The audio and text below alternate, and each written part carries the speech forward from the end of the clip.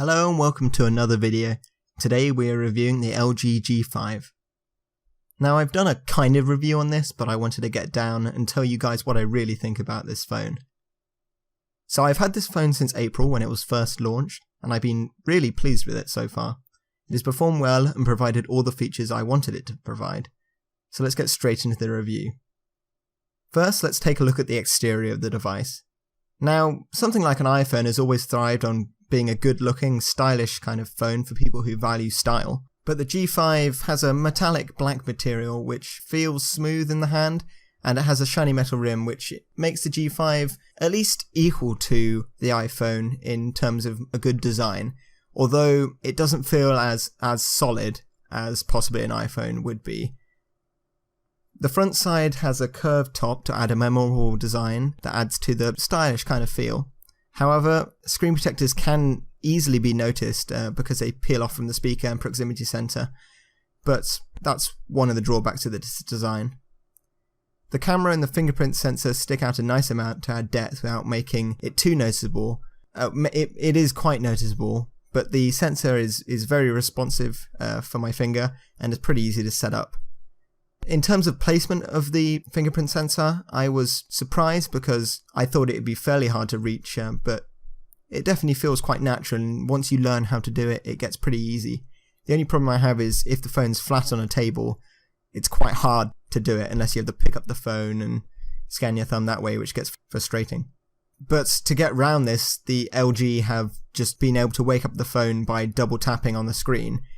And while you still have to put your code in, it's definitely a get around of the problem when you have the fingerprint scanner on the table.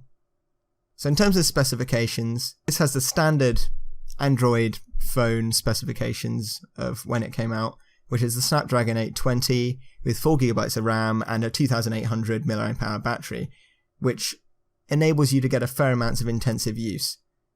But it's definitely not going to be a multiple day phone. It's a one day phone, which is okay. A benefit of this phone is the battery is still replaceable, which many phones nowadays, even Samsung phones, don't really do.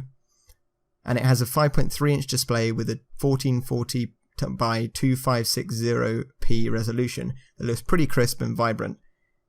LG's always had good displays on their phones, and this is no exception.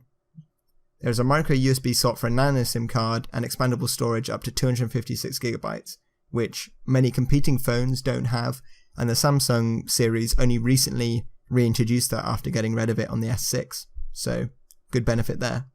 This is one of the last phones that is actually able to remove the battery, apart from the LG V20, which is another LG phone.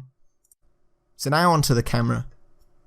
As we all know, one of the main advertised features on this device is the dual camera, but you're probably wondering, is that wide-angle camera really any good?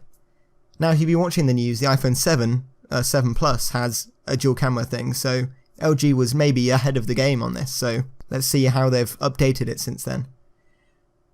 Personally, in terms of my use, I found myself using it a lot for the two different cameras, especially when you're trying to take a photo of a large object or a scene that's really close, because you definitely get with some phones with the locks thing is when you're standing, it looks like the picture is closer or further away than it actually is, and sometimes it's quite hard to position that, and you really don't want to be using digital zoom on a camera because it makes the picture pretty blurry. So the main camera is 60 megapixels and the wide camera is 8 megapixels. And they're both pretty good. They're not as vibrant or maybe as sharp as the Samsung's, but I find that the Samsung cameras tend to be over-sharpened, so this provides a nice balance of that. The primary camera can also record video at 2K and 1080p at 30fps and 720p at 60fps. Now on the front of the camera, we have a camera that takes photos at 8 megapixels with an aperture of f2.0. Now, one of my main disappointments with the overall device is that the speaker is not very good. It's not stereo and it's pretty small and tinny, but I use my headphones a lot with my phone and I rarely ever play music out loud, so it can make do when it needs to. Now, I think we should address the absolute main feature of this phone, and that's the modular capability. With a quick and easy press of a button, the bottom can be fully removed, exposing the battery, which can also be replaced.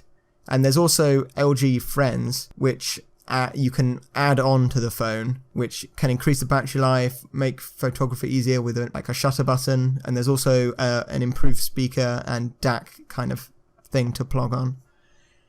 While this is an interesting concept and definitely the first time it's been done, recently Motorola released their kind of modular phone, and in my opinion that one's better because it's just some pins on the back and you magnetically snap on the modules rather than having to restart the phone every time.